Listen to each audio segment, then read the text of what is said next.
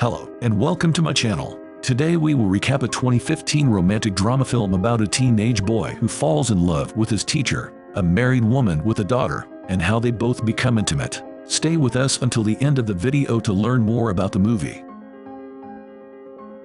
The film begins with a stunning middle-aged woman named Lana. She is a married woman with a 5-year-old daughter named Rasha. Lana is a teacher at a nearby high school, where a charming yet perverted student named Benny constantly stares at her and tries to lure her.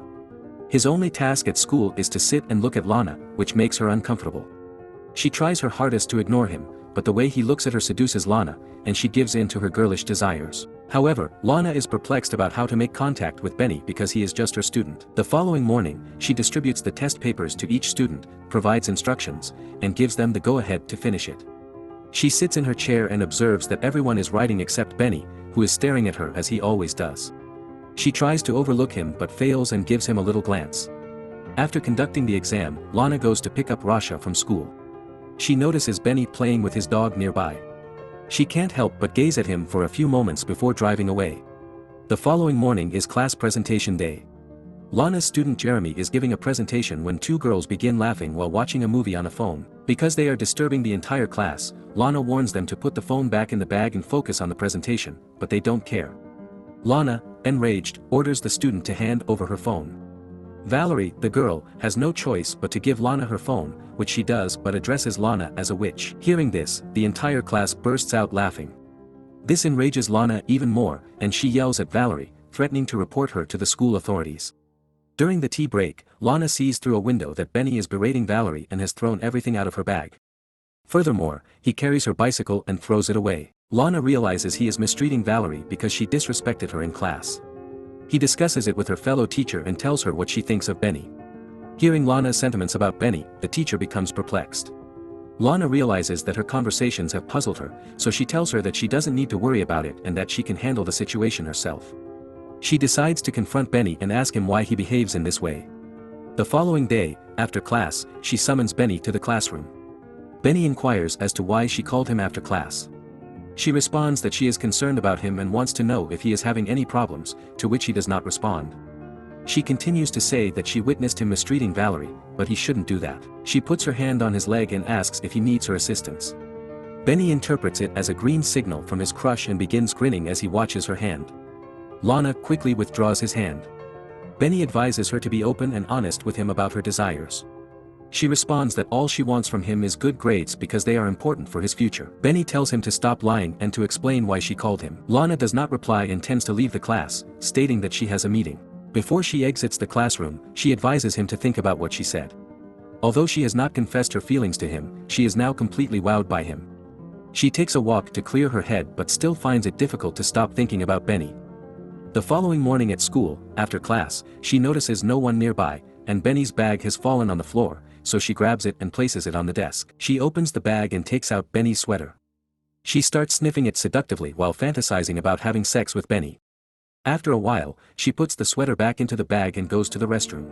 In the restroom, she is startled to see Benny standing behind her. Benny reaches her and tries to seduce her by groping her breast, but she dismisses him. Benny does it again, and this time she can't help but join him, and they both start kissing. Before they can continue, she abruptly pushes him away, stating that this is not right. Benny tries to calm her down, but she refuses and warns him not to come near her again or she will complain to the headmaster. Having said that, she turns to leave the restroom. Before she can leave, Benny tells her that he knows she wants to have sex with him. She returns to him and tells him that she has never considered having sex with any of her students and that if he tries to do so again, she will complain to the authorities. The next day, Benny approaches her and expresses his desire to speak with her, but she refuses, stating that she will never meet him. He pursues her until they reach the school's abandoned area, where she yells at him, saying it was a one-time incident that occurred in the restroom, and he should now stop chasing her. She then goes to the parking lot, where she notices that her car's side mirror is broken, as well as some scratches on the body. She realizes Benny did it in retaliation, but because she lacks proof against him, she does nothing and returns home. Wad, her husband, notices the car's condition and inquires about it, to which she responds that she was struck by a traffic light pole, which caused the mirror to break. Wad becomes suspicious and says that this cannot happen by simply being struck by a traffic light pole, but before he can continue the conversation, the tea that Wad put on the stove diverts his attention. The following morning, Lana gives the test papers to the students and asks if they have any questions. No one raises their hands except Benny, who asks her if she is going to resign from the school after seeing her go to the principal's office with a letter in hand. Although this was not a hilarious dialogue, all of the students began to laugh at Lana. She is frustrated by this and tells Benny that she will complain about him to the headmistress. Benny dismisses it and makes a crude gesture while calling Lana the headmistress's bitch. She grabs his bag and throws it out of the classroom, yelling at him to get out. Before she can finish her sentence, a student tries but fails to hit her with a duster. She becomes enraged and storms out of class. She exits the school and returns home. Later that day, while teaching Rasha, her phone began to ring. She picks up the phone, but nobody speaks on the other end. In no time, it starts to happen repeatedly, and she immediately realizes that he must be Benny. The following morning, as she arrives at the school, she sees Benny already sitting in the class. Upon seeing him, she becomes uneasy and furious and decides to leave. She goes to reception and informs the receptionist that she is ill and will be unable to teach today. She spends her time near the lake. At night, when Wad sees her upset, he asks if something bad happened to her at school, to which she replies that her day was very good and lies to him that her students are improving day by day. The next day, she skips school again and goes to the lake to relax. She then goes to a museum to unwind her mind, but to her surprise, Benny also arrives. When he sees him, he becomes nervous and begins to shiver. She tries to leave the museum as quickly as possible to avoid confronting Benny, but he also enters the lift that Lana is already in. He gropes her boobs and starts seducing her. She also loses control and begins to kiss him passionately. That night, Lana feels awful and has delusions that her daughter and husband are leaving her. She regrets cheating on her husband. The next morning, she decides to get rid of Benny at any cost. She steals the exam papers from the school cabinet and stuffs them into Benny's coat while he's out for lunch. Her plan works, and Benny is kicked out of school for stealing the exam paper.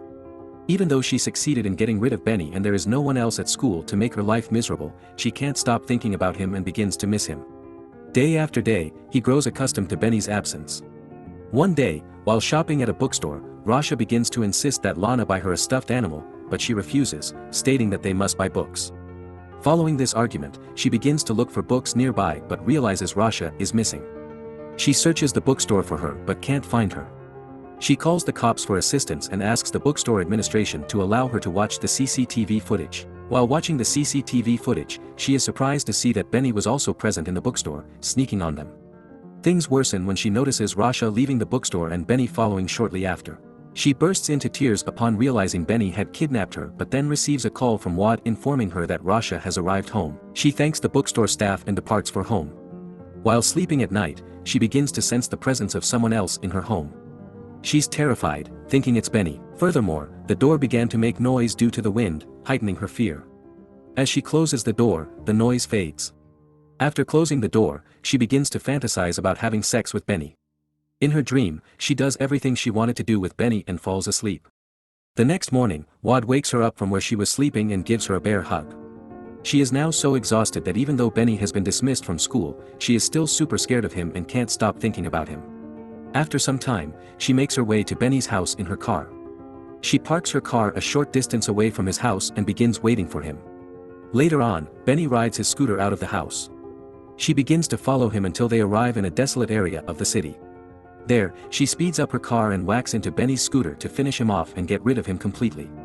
After hitting his scooter, she drives away and takes a deep breath after braking. This demonstrates how she was so fed up with Benny that she took the drastic step of assassinating him. She then exits her car, and the film concludes with the question of whether Benny died or not. I hope you all enjoyed the recap. If so, then don't forget to give this video a thumbs up and subscribe to the channel for more videos like this. I'll see you in my next video.